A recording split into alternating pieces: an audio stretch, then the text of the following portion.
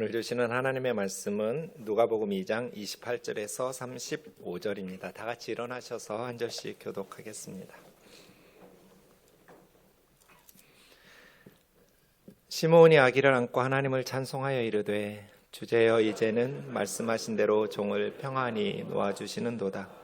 내 눈이 주의 구원을 보았사오니 이는 만민 앞에 예비하신 것이요 이방을 비추는 빛이요 주의 백성 이스라엘의 영광이니이다 하니 그의 부모가 그에 대한 말들을 놀랍게 여기더라. 시므온이 그들에게 축복하고 그 어머니 마리아에게 말하여 이르되 보라 이는 이스라엘 중 많은 사람을 패하거나 흥하게 하며 비방을 받는 표적이 되기 위하여 세움을 받았고 또 칼이 내 마음을 찌르듯 하리니 이는 여러 사람의 마음의 생각을 드러내려 함이라 하더라. 아멘. 자리에 앉으셔서 기도하겠습니다. 우리를 사랑하셔서 진리의 말씀으로 인도하시는 하나님 아버지, 이 시간에도 주의 말씀으로 저희를 붙드시고 인도하여 주옵소서. 미련하고 연약한 종을 주님 손에 맡기옵고 예수님의 이름으로 기도하옵나이다. 아멘. 오늘부터 4월 말까지 우리는 누가복음을 묵상하려 합니다. 신약성경 27권 중에서 4권의 복음서가 있습니다. 그 중에 세 번째 복음서가 누가복음입니다. 누가라는 저자는 누가복음과 함께 사도행전도 기록했습니다. 그래서 합해서 누가행전 이렇게 부르기도 합니다. 누가가 사도행전과 누가복음 두 권의 성경을 기록한 것 같지만 그렇지 않습니다.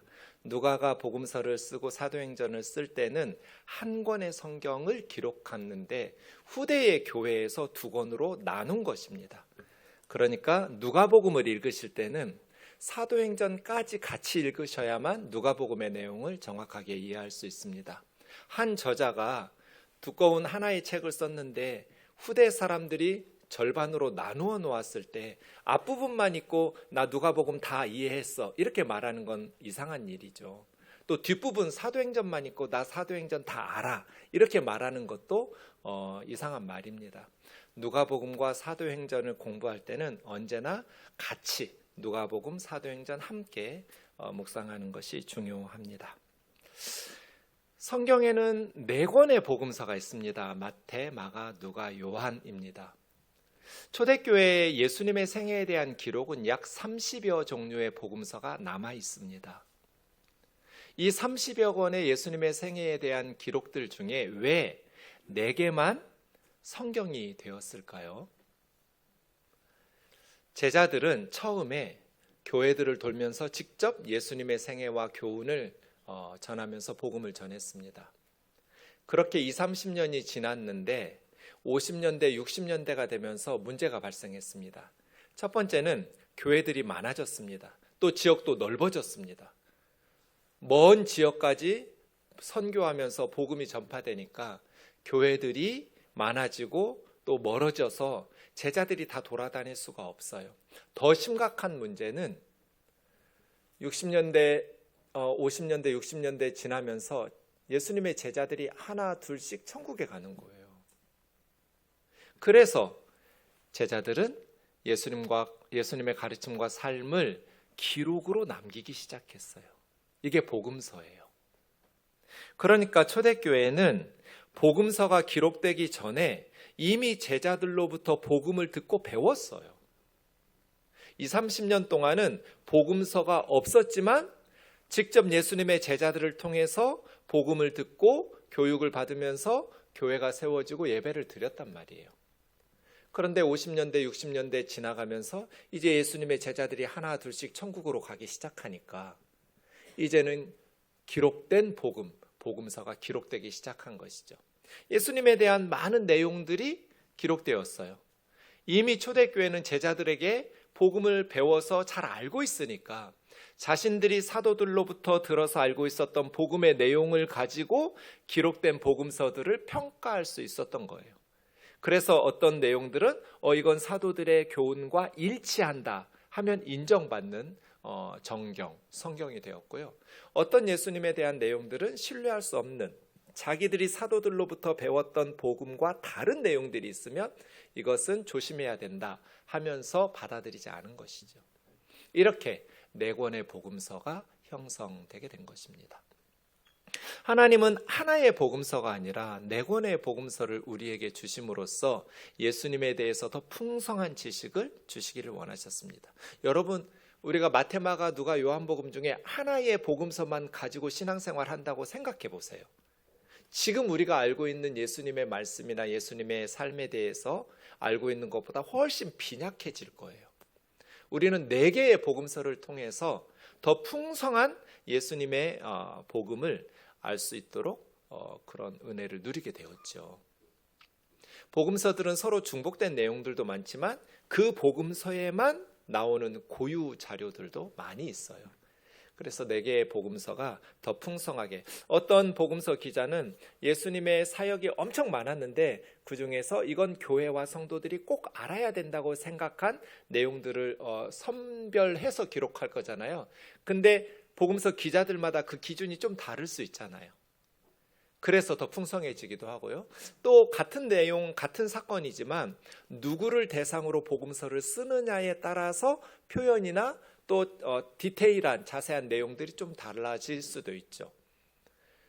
그래서 복음서가 4개이면서 우리에게는 더 풍성한 예수님에 대한, 복음에 대한 지식을 가질 수 있게 되었습니다. 누가는 예수님의 제자는 아닙니다. 마태와 요한이 예수님의 제자이지만 마가와 누가는 예수님의 12제자 중에 한 사람은 아닙니다. 마가는 베드로가 아들이라고 부르는 마가 다락방의 그 마가인데요.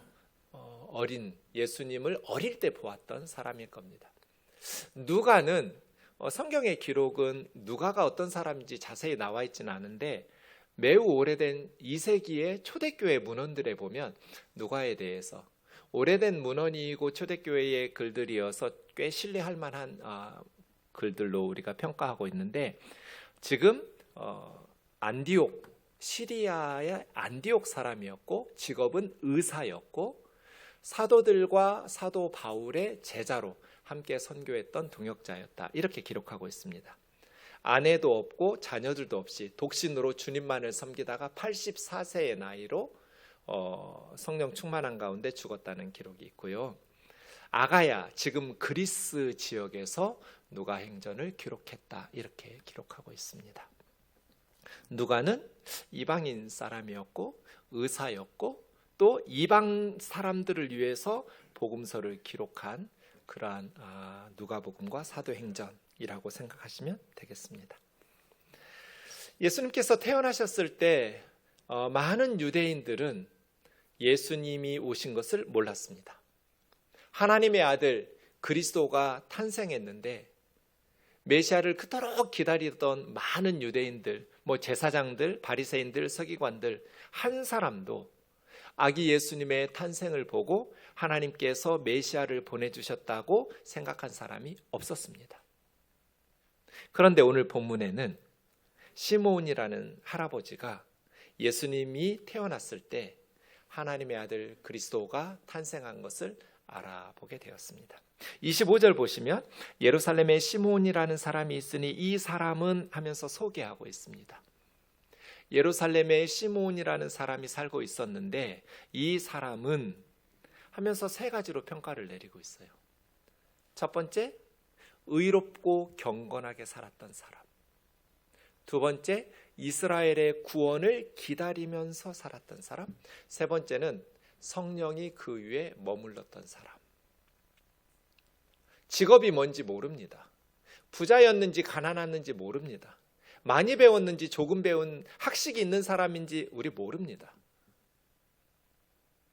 성경은 우리의 삶을 평가할 때 이 사람의 직업이 뭔지, 얼마나 부자였는지, 또 얼마나 잘생겼는지, 외모이든 재산이든 또 학벌이든 이런 거 별로 중요하게 여기지 않습니다. 시므온은 의롭고 경건하게 살았다. 그 사람의 배경이 아니라, 스펙이 아니라 어떻게 살았느냐는 거예요. 의롭고 경건하며 또 이스라엘의 위로를 기다리는 사람이었다고 말합니다. 성령이 그 위에 계시더라. 그런데 성령님께서 뭐라고 시므온에게 가르쳐 주셨냐면, 너는 주님의 그리스도를 보기 전에는 죽지 않을 거야. 이런 음성을 들은 거죠. 시므온이 나이 많은 할아버지가 너는 그리스도를 보고 죽을 거야. 그리스도를 보기 전에는 죽지 않을 거야. 이런 음성을 들은 거예요. 이 시몬에 대한 평가를 보면서 이스라엘의 위로를 기다리면서 의롭고 경건하게 살았던 사람이라고 말하잖아요. 이스라엘의 위로를 기다렸다는 게 무슨 의미일까? 지금 나라가 망해서 로마 제국의 지배하에 있어요. 우리도 일제강점기를 경험했지만 로마가 이스라엘 사람들을 어떻게 지배했겠어요? 좋은 것, 쓸만한 것 다 뺏어가죠. 그런 절망적인 상황에서 예루살렘 성전은 강도의 소굴로 변해버렸어요.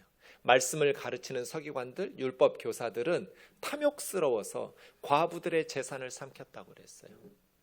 겉으로는 바리새인들은 일주일에 이틀씩 금식하고 11조 철저히 드리고 기도를 유창하게 했었지만 겉으로만 하나님을 섬기는 위선자들이었고 마음은 하나님에게서 멀었어요. 이런 상황 속에서 시므온은 의롭고 경건하게 이스라엘의 위로를 기다리면서 성령이 그 위에 머물러 있었던 사람. 시므온이 얼마나 가슴 아픈, 예루살렘 성전에 갈 때마다 강도의 소굴로 변해버린, 또 위선적이고 탐욕적인 서기관들과 바리새인들의 종교 지도자들의 모습을 보면서 얼마나 가슴 아프면서 살았겠어요. 이 의롭고 경건했던 사람이. 그래서 우리는 아무리 세상과 교회가 타락해도 교회와 세상이 타락했기 때문에 하나님 앞에 우리가 가서 나는 의롭고 경건하게 살지 못했습니다라고 핑계할 수 없다는 거예요. 시므온이 살았던 예루살렘은 강도의 소굴이었어요. 타락한 종교 지도자들이 이끌고 있었던 그러한 상황이었어요. 하지만 시므온은 그 속에서도 의롭고 경건하게 살았고 성령 충만하게 살았다고 성경이 기록하고 있잖아요. 하나님, 교회가 너무나 타락해서 나는 의롭고 경건하게 살 수 없었습니다. 목사들이 너무나 타락해서 나는 의롭고 경건하게 살 수 없었습니다. 여러분, 그렇게 주님 앞에 가서 핑계할 수 없어요. 세상이 아무리 부패하고 타락했어도, 교회가 아무리 강도의 소굴로 변하고 부패하고 타락했어도 저와 여러분은 의롭고 경건하게 살아야 될 하나님의 백성이잖아요. 세상을 탓할 수 없어요. 교회의 부패와 타락을 탓하고 핑계 삼을 수 없어요. 각자의 신앙과 믿음을 각자 지켜야 돼요. 의롭고 경건하게. 이 말씀을 보면 이제 우리는 그런 질문이 떠올라요. 시므온은 어떻게 살았길래 성경이 의롭고 경건하다고 말했을까? 우면동에 아무개라는 사람이 있으니 이 사람은 하면서 우리가 시므온처럼 말한다면 의롭게 사는, 나는 그럼 어떻게 살아야 시므온처럼 의롭게 산다고 하나님이 말씀하실까? 내가 어떻게 살아야 경건하게 살았다고 하나님 말씀하실까? 우리는 이스라엘의 위로가 아니라 대한민국의 위로를 기다릴 테니까 시므온 시대처럼 그렇게 절망적이지는 않지만 지금 우리 한국 교회의 영적인 상황도 꽤 심각하잖아요. 믿지 않는 사람들이 기독교 신뢰 지수 14%예요. 원불교보다 낮아요. 86%는 교회를 신뢰하지 않는다는 뜻이잖아요. 목사들 믿지 못하겠다는 뜻이에요. 예수 믿는 사람들 신뢰 잃었어요. 86%가 신뢰하지 않는다고 대답했다면 망한 거예요. 좀 있으면 교회 다 문 닫아야 돼요. 이러한 상황에서 우리는 대한민국의 위로를 기다린다는 것은 무엇일까? 내 위에는 하나님의 영, 성령이 머무시는가? 물질의 영, 쾌락의 영, 성공의 영, 세속적인 영이 내 위에서 나를 지배하고 있는가? 이런 식으로 질문을 던진단 말이에요. 그러려면 의롭다는 게 뭔가? 경건하다는 게 뭔가? 내가 어떻게 살아야 의롭고 경건하며 나도 우리 대한민국의 위로는 기다리는데 그럼 어떻게 살아야 될까?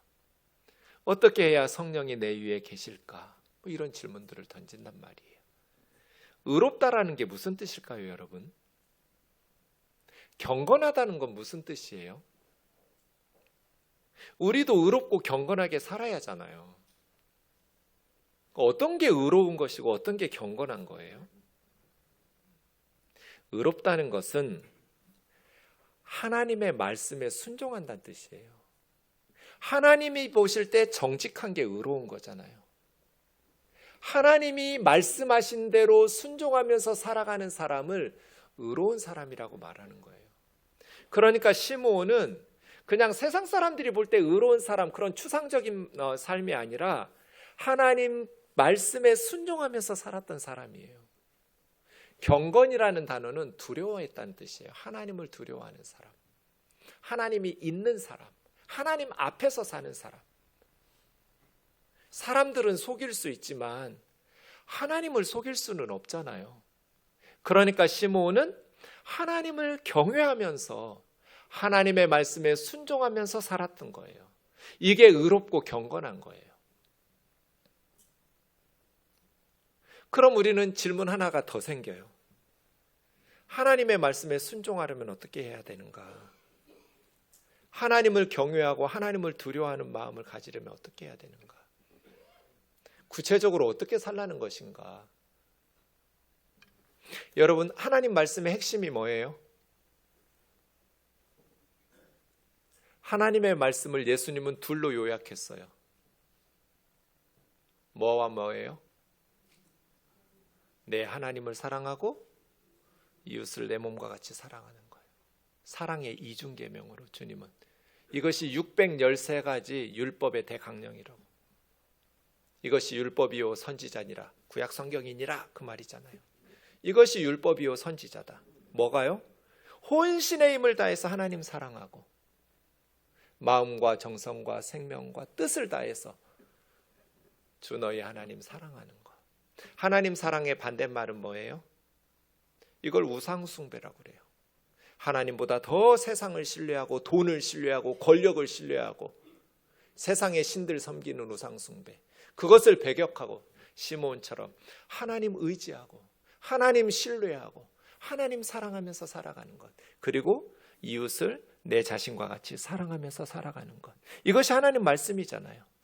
그러니까 시므온은 어떻게 산 거예요? 하나님을 두려워하면서 하나님 사랑하고 이웃을 사랑하면서 살아간 사람이에요.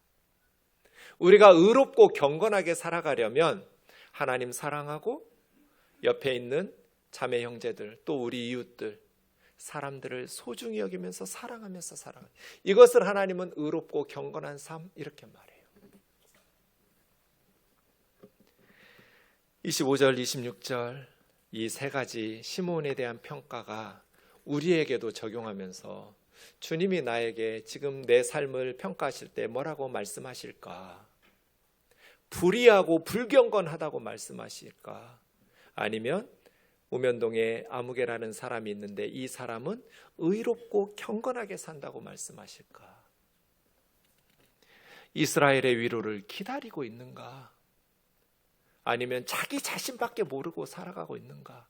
하나님을 믿으면서도 저 북한의 우리 동포들이 세상에서 가장 악하고 부도덕한 김정은 정권 치하에서 고통받고 있는데, 죽어가고 있는데, 굶주리고 있는데 나밖에 모르고 그 사람들이야 지옥에 가든지 말든지, 우리 대한민국의 위로는 그냥 무관심한 채 이기적으로 나만 살아가고 관심 가지고 살아가고 있지는 않은가?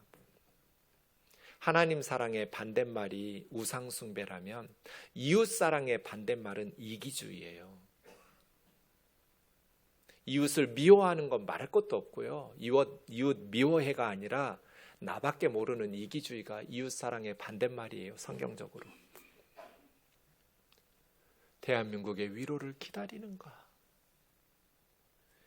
우리 동포들 중에 가난한 교회들, 가난한 백성들, 굶주리고 헐벗는 백성들, 저 북녘의 동포들, 우리는 이스라엘의 위로를 기다렸던 시므온처럼 우리 조국 대한민국의 위로를 기다리며 기도하고 있는가? 거룩하신 성령이 내 위에서 나를 다스리시고 있는가? 머물러 계시는가? 이렇게 시므온하고 비교하면서 보셔야 돼요. 그럴 때 27절에 성령의 감동을 받고 시므온 할아버지가 예루살렘 성전에 들어갔어요. 들어갔더니 마침 요셉과 마리아, 예수님의 부모가 모세 율법의 관례대로 예수님을 이렇게 바치는, 하나님께 바치는 헌화식을 하고 있었어요. 그렇게 성전에 왔을 때 아기 예수님을 데리고 올 때 시므온이 딱 알아보고 성령의 감동과 지시하심을 받아서 아기 예수님을 받아 안고 하나님을 찬송했어요. 제사장들 중 아무도 몰랐어요. 바리새인들 아무도 몰랐어요. 율법 교사들, 서기관들 한 사람도 몰랐어요. 그런데 시므온이 알았어요.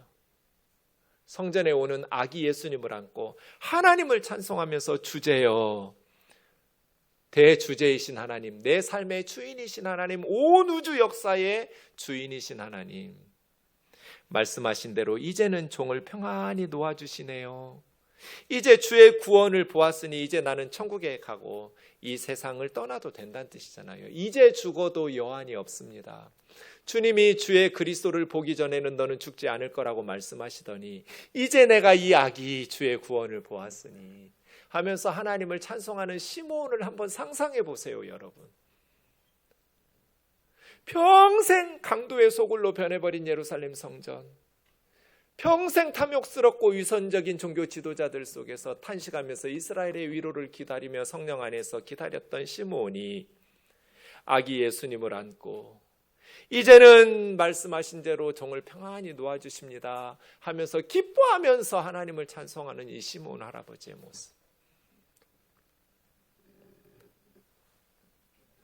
그런데 시므온의 눈에 비친 요셉과 마리아와 아기 예수님의 모습은 어땠을까요? 빛났을까요?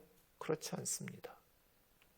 바로 앞에 24절에 보면 요셉과 마리아가 아기 예수님을 바치는 장면이 나오는데, 원래 레위기 12장에 보면 아기가 태어나면 하나님 앞에 바쳐야 될 때 번제와 속죄 제물을 드리거든요.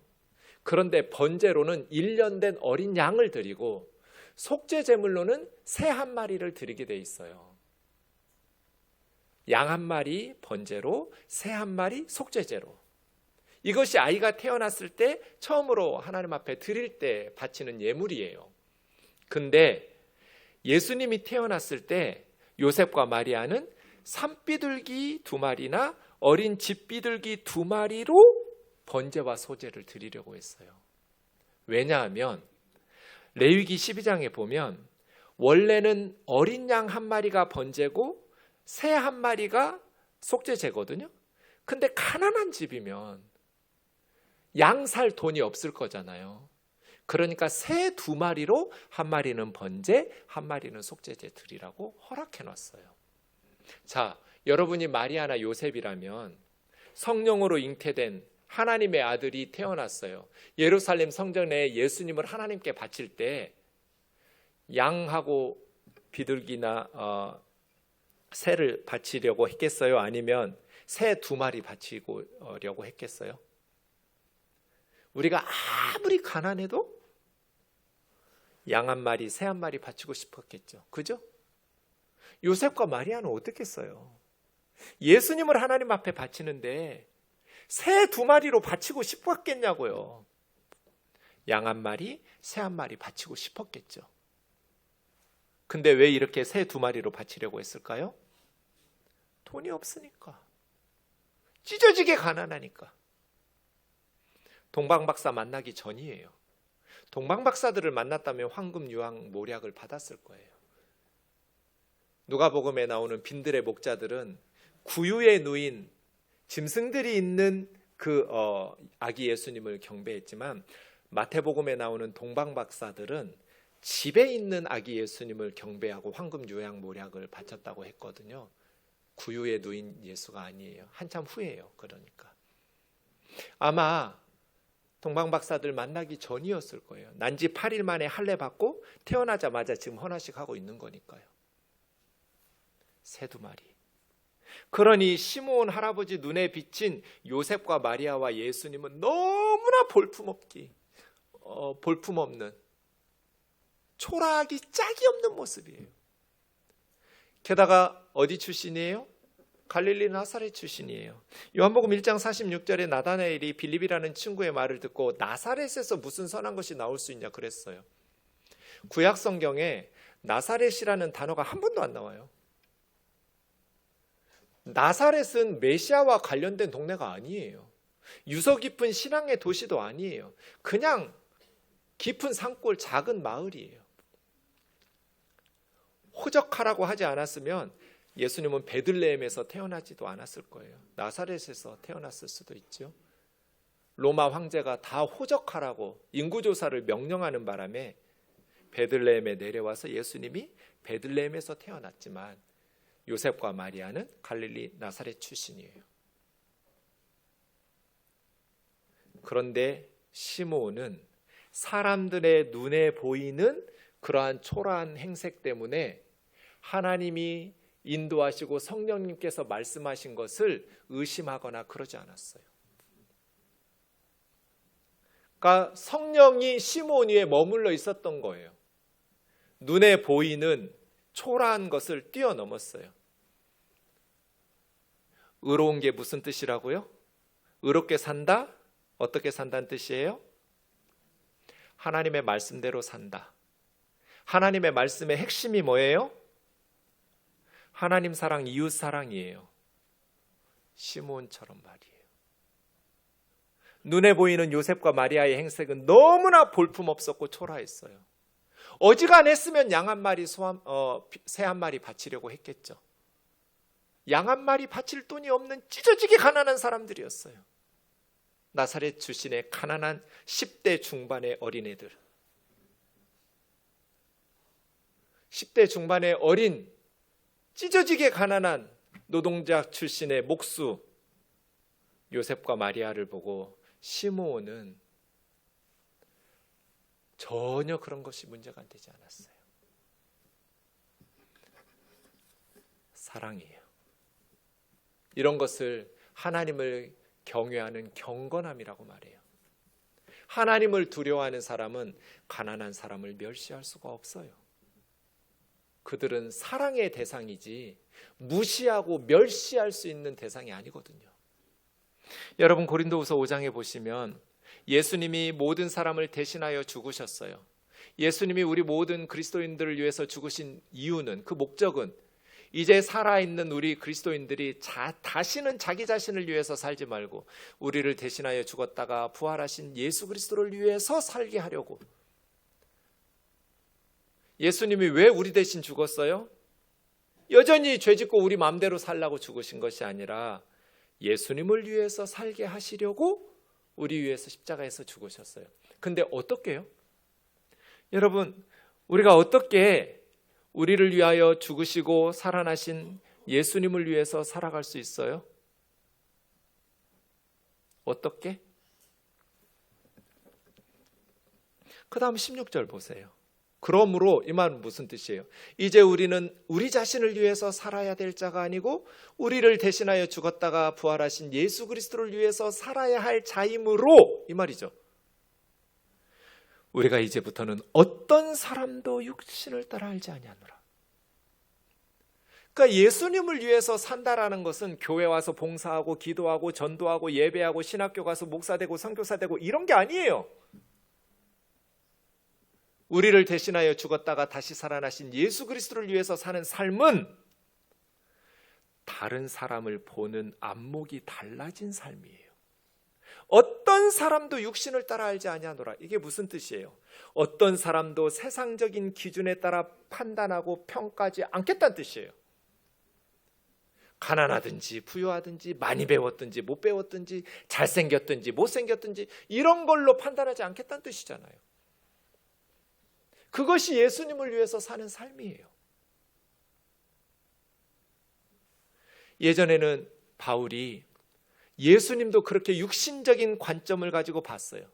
세상적인 기준과 육신적인 판단에 따라 보았던 예수님은 기대할 게 하나도 없었어요. 돈이 있기를 해요. 학벌이 있기를 해요. 출신이 좋기를 해요. 흠모할 만한 아름다운 게 하나도 없었어요. 그래서 유대인들이 그렇게 예수님을 무시한 거예요. 예수님이 가문이 좋았고 또 바리새 교육을 받았고 랍비 교육을 받았고 부유하고 그랬으면 예수님을 그렇게 무시하고 멸시했겠어요? 예수님이 그렇게 모욕을 당하고 무시당하고 멸시받았던 것은 예수님이 세상적 기준으로 봤을 때 소망할 만한 것이 하나도 기대할 것이 없었기 때문이에요. 바울이 그리스도를 육신에 따라 알았을 때 예수는 메시아가 아니었고 이스라엘의 구원자가 아니었어요. 그러나 이제부터는 그렇게 알지 아니하노라. 다메섹 도상에서 부활의 주님을 만나고 바울의 충격이에요. 뒤통수를 해머로 세게 한 대 맞은 거예요. 내가 어떻게 산 것인가 그동안. 내가 그동안 어떻게 하나님을 섬기면서 살았단 말인가. 사람들 육신적 기준을 가지고 무슨 대학 나왔는지, 직업이 뭔지, 얼마나 많이 배웠는지 세상적인 기준과 판단에 따라서 한 번만 우면동교회에서 제 귀에 새로운 아무개 집사가 이쁘다 밉다 이런 소리 들리면 저 사표 내고 나가려고요. 제가 얼마 전에 그런 말 듣고 진짜 너무 하나님 앞에 부끄러웠어요. 형제들 앞으로 절대로 자매들 외모로 평가하지 마세요. 아멘해요 빨리.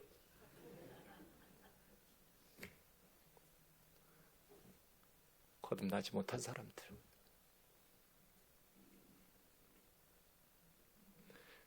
육신을 따라 판단하지 않겠다는 거잖아요. 얼마만큼 우리가 새로워야지 하냐면 누구든지 그리스도 안에 있으면 새로운 피조물이라. 새로 태어날 만큼 변해야 돼요. 이전 것은 지나갔으니 보라 새 것이 되었도다. 이전 것 뭐예요? 육신을 따라 사람들 판단하면서 살았던 삶이에요. 이전 것. 예수님 만나기 전에 사람들 학벌로 판단하고 직업으로 판단하고 재산으로 판단하고 없는 사람 서럽게 하고 가난한 사람 무시하고 못 배운 사람 헐뜯고 뒤에서 함부로 말하고 이게 이전 것이에요. 이전 것. 새 것이 돼요. 아예 새로 태어나야 돼요. 새로운 피조물로. 어떤 사람도 육신을 따라 알지 아니하노라. 시므온이 성령 충만하지 못했다면 요셉과 마리아를 보고 아기 예수님을 보고 이렇게 기뻐하면서 찬송하지 못했을 거예요.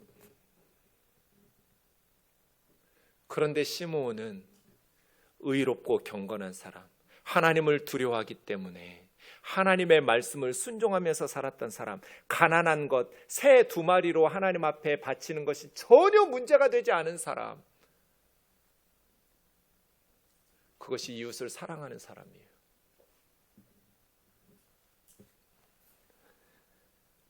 (30절부터) 시므온이 어떻게 찬송하는지 보세요. 평생의 영성이 축적된 이런 할아버지의 기도와 찬송은 한 단어 한 단어를 곱씹으면서 묵상해야 돼요. 중요하니까요. 내 눈이 주의 구원을 보았사오니. 지금 시므온이 본 건 뭐예요? 아기 예수님이에요. 그것도 찢어지게 가난한 집 아기 예수님. 새 2마리로 번제와 속죄제물 드리고 있는 갈릴리 총구석 나사렛에서 온 어린 10대 중반의 아이들이 바치는 그 품에 안긴 아기 예수님. 양 한 마리도 못 바치는데 좋은 옷 입혔겠어요? 예수님에게? 초라한 아기 예수님. 그런데 시므온은 뭐라고 하나님을 찬송해요? 주님의 구원을 보았습니다. 주님의 구원을 보았습니다. 그런데 이 주님의 구원이 누구 앞에 있어요? 만민 앞에 있어요. 만민. 주의 구원은 이스라엘만의 구원이 아니에요. 만민의 구원이에요. 시므온은 이스라엘의 선민의식에 빠진 사람이 아니에요. 국수주의자도 아니에요. 정확하게 하나님의 뜻을 꿰뚫었어요. 만민을 위한 것이라고. 이 아기 예수님의 구원은 만민을 위한 것이라고.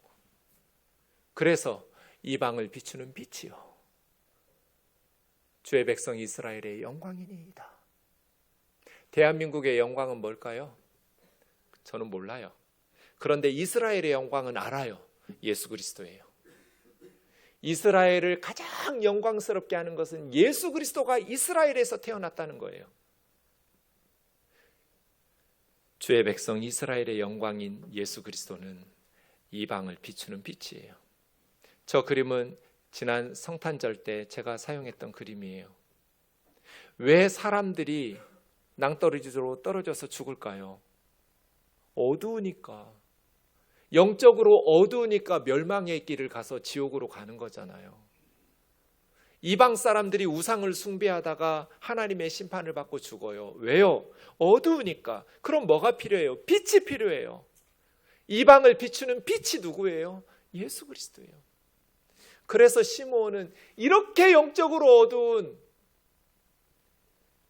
이 세상에 하나님의 구원이 만민 앞에 드려졌는데 이방을 비추는 빛이시고 이스라엘의 영광이라고. 이것이 시므온의 찬송이에요. 우리도 이렇게 시므온처럼 찬송하며 살기를 주의 이름으로 축원합니다. 내 눈이 주의 구원을 보았사오니, 내 눈이 주의 구원을 보았사오니. 주의 구원은 만민을 위한 복음입니다. 예수 그리스도는 만민을 위한 구원입니다. 이방인들에게 비추는 빛이시고 이스라엘의 영광입니다. 정확했어요. 이 아기 예수님의 의미를 시므온은 정확하게 깨달았어요. 부모들도 아직 복음에 대해서, 아기 예수님에 대해서 정확한 이해가 없었기 때문에 시므온의 말들을 놀랍게만 여기고 있었어요. 그 다음 시므온은 예언을 합니다. 우선 시므온의 찬송에 대해서 누가복음 1장 78절 79절 좀 같이 읽겠습니다. 시작. 이는 우리 하나님의 긍휼로 인함이라. 이로써 돋는 해가 위로부터 우리에게 임하여 어둠과 죽음의 그늘에 앉은 자들에게 비치고 우리 발을 평강의 길로 인도하시리로다. 시므온의 찬송하고 똑같죠. 이방에 비추는 빛. 이 세례 요한의 아버지 사가랴의 찬송도 어둠과 죽음의 그늘에 앉은 자들에게, 하늘에서부터 떠오르는 태양이 동해에서 떠오른 게 아니에요. 하늘에서 내려온 거예요. 돋는 해가 위에서부터 우리에게 임했습니다. 왜요? 영적인 암흑 가운데 빛이 비추어야만 하나님의 구원을 알 수 있잖아요. 요한복음 17장 3절 같이요. 시작. 영생은 곧 유일하신 참 하나님과 그가 보내신 자 예수 그리스도를 아는 것. 알아야 믿죠. 빛이 비추어야 알죠.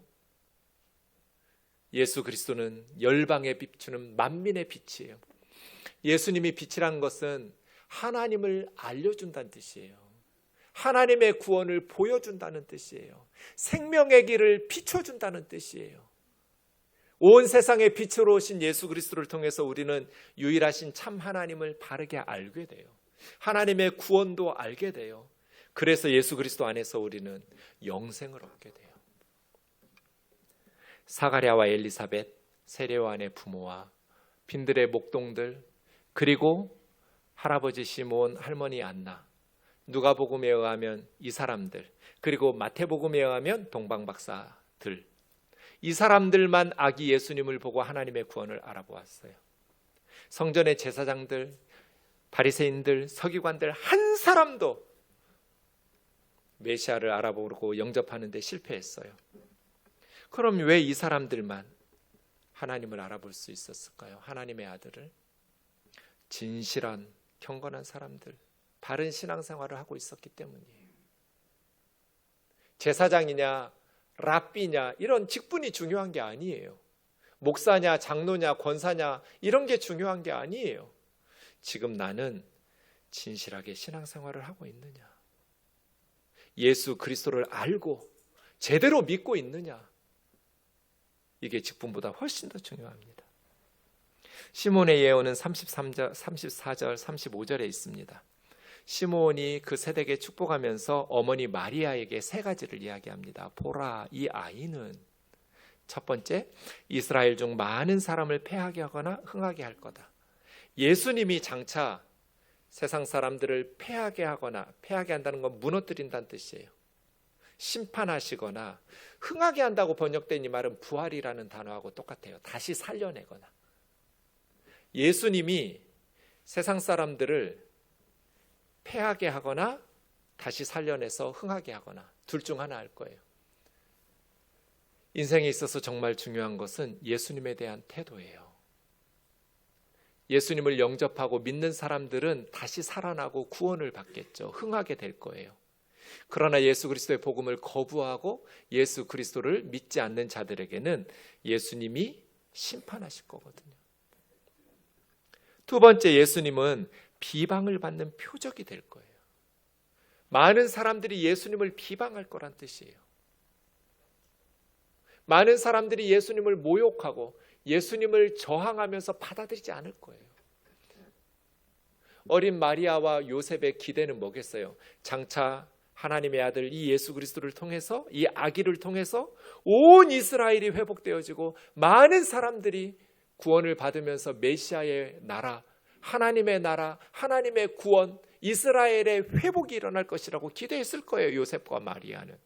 그런데 시므온은 아니라고, 이 아기는 비방을 받을 거라고, 이스라엘 사람들에게 모욕을 당할 거라고, 거센 저항을 당하면서 고난을 받아, 마리아 어머니, 너는 칼이 네 마음을 찌르는 것 같을 거라고. 이 할아버지 시므온은 주의 구원이 만민에게 임하신 것, 이방의 빛, 이스라엘의 영광을 찬송했지만 그 주의 구원이 어머니 마리아의 마음을 칼로 찌르듯 하는 고난을 통해서 온다라는 것을 알았어요. 십자가를 안 거예요. 그래서 예수님을 사랑하는, 10달 동안 뱃속에서 기르고 태어나서 사랑으로 양육하는 아들 예수님이 고난 받는 것을 보면서 어머니 마리아의 마음은 칼로 찌르는 것 같은 고통을 느낄 거라고 예언했어요. 예수님의 고난에 대한 태도로 사람들의 생각이 드러나게 될 거예요. 십자가 앞에서 사람들의 생각이 드러나요. 중립지대는 없어요. 예수 그리스도의 고난을 나의 죄 때문이라는 것을 고백하고 깨닫고 영접하여 흥하거나 다시 살아나거나, 아니면 예수 그리스도의 십자가는 나하고 상관없는 그냥 이스라엘의 2000년 전 사람의 이야기라고, 그냥 예수의 죄 때문에 하나님께서 심판하여 죽인 하나님의 진노라고 판단하는 사람들의 생각을 드러내면서 그런 생각으로 예수님의 복음을 거부하다가 패하고 넘어지고 심판을 받거나, 둘 중 하나예요. 주의 구원은 거저 주어진 것이 아니에요. 희생과 헌신이, 고통과 눈물이 있어야 돼요. 시므온은 예수 그리스도가 희생될 것을, 비방을 받을 것을, 많은 사람들에게 모욕을 당하고 고난받아 죽을 것을 예언해요. 그래서 어머니 마리아의 마음이 칼로 찌르는 것 같을 거라고. 복음은 즐겁고 유쾌한 소식이 아니에요. 사람들이 복음을 거부하고 비방할 것 때문이에요.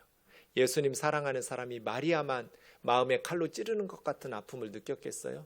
예수님을 사랑했던 모든 제자들이 예수님의 벌거벗고 십자가에 못 박혀 죽임 당하시는 모습을 보면서 칼로 찌르는 것과 같은 마음의 고통을 느꼈을 거예요. 그런데 예수님의 십자가로 끝나지 않았어요. 제자들도, 예수님의 동생들도, 마리아도 자기 십자가를 지고 주님의 뒤를 따르는 제자로 살아야 했어요. 우리는 어떻게 살 것인가? 두 가지를 적용해야 돼요. 첫 번째는 예수 그리스도로 말미암아 흥하거나 패하거나, 패하거나 흥하거나 둘 중 하나예요. 중립지대는 없어요. 십자가 앞에서 둘 중 하나를 우리는 선택할 수 있어요. 예수 그리스도를 영접하여 흥하거나 예수 그리스도를 거부하여 심판을 받거나. 우리의 사명은 그럼 뭐예요? 두 번째로 넘어가야 돼요. 칼로 내 마음을 찌르듯 하는 마리아와 같이 우리도 누군가의 구원을 위해서 희생과 헌신을 감당해야 돼요.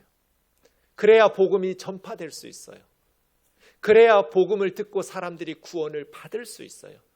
예수님이 십자가에서 죽으셔야, 마리아가 가슴에 칼로 찌르는 것과 같은 고통을, 희생과 헌신을 감내해야 우리가 구원의 소식을 듣고 구원을 받을 수 있었던 것처럼, 누군가가 지금도 마음을 칼로 찌르듯 하는 아픔을 감내하고 복음을 전해야 돼요. 제가 작년에 숭실대학교에 가서 소그룹 체프를 인도하면서 섬겼습니다.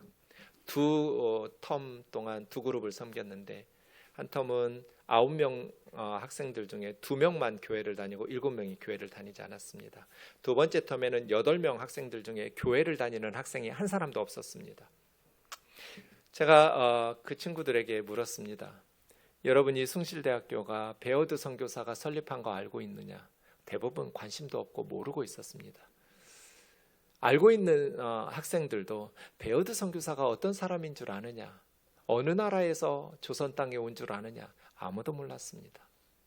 그래서 제가 베어드 선교사 얘기를 해줬습니다. 베어드 선교사는 미국 사람이다. 젊은 날 한국에 와서 결혼하자마자 한국에 와서 첫째 딸을 낳았는데 갓난아이였을 때 첫째 딸이 죽었다. 그래서 아이의 무덤을 놓고 엄마 베어드 선교사님이 지었던 찬송가가 있다.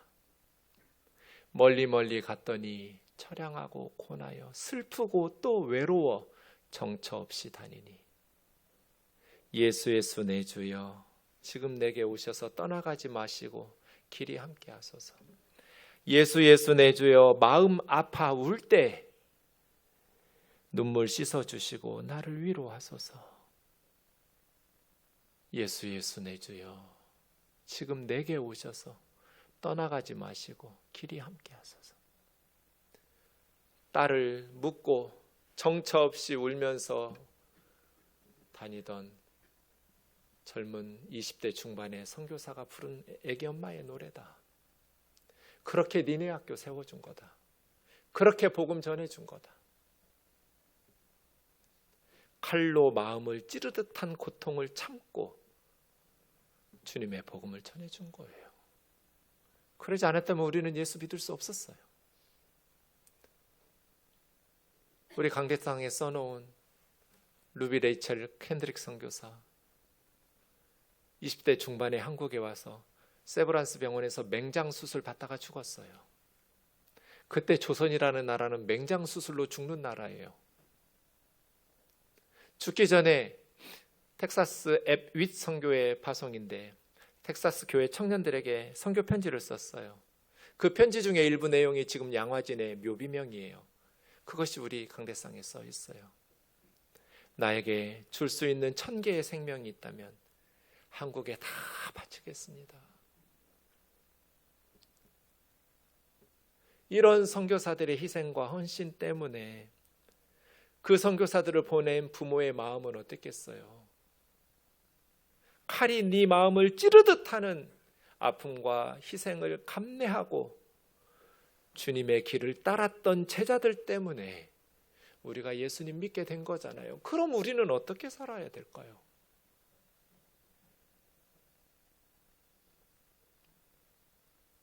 우리는 시므온처럼 마리아처럼 살아야 하지 않을까요? 지난 월요일에 한 집사님이 문자를 보냈어요. 목사님, 어제 주일까지 목사님이 선교사님 승용차 헌금하라고 그랬는데 지금 보내도 되나요? 아, 그럼요. 가능하죠. 저도 너무너무 하고 싶었는데 지금까지 통장이 마이너스였어요. 근데 입금이 됐어요. 우리 선교사님 승용차 사는 일에 헌금할 수 있어서 너무 다행이에요. 그 말을 듣는데 막 가슴이 찢어지는 것 같더라고요.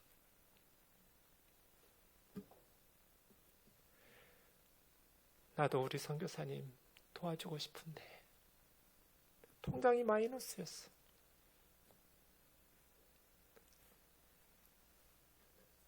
액수가 뭐가 중요해요? 그 마음이 중요하지.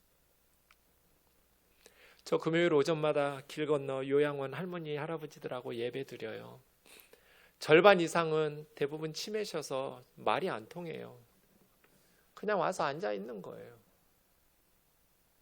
근데 제가 매주 가서 예배하는데 두 가지만 반복해서 말해요. 꼭 예수 믿어야 된다. 그래야 천국 간다. 두 번째는 쓸모없는 인생 천국 갈 것만 기다리시면 안 된다. 하나님 나라에서 가장 중요한 사람들은 기도해 주는 사람들이다. 지금 요양병원에 있지만 젊은 사람들처럼 헌금도 못하고 교회 가서 봉사는 못하지만 가장 중요한 마지막 사명 기도다. 그래서 기도하라고. 우면동 교회가 잘 되면 그 할머니들의 지분이 커요. 여러분보다 100배나 저를 더 기다려요. 일주일 내 그 시간만 기다려요. 제 손을 안 놔요. 목사님 하면서.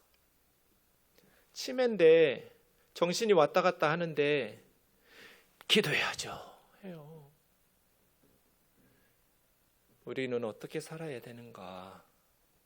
이 복음을 위해서 우리도 시므온처럼 마리아처럼 그렇게 살아야 하지 않을까요? 찬양하겠습니다.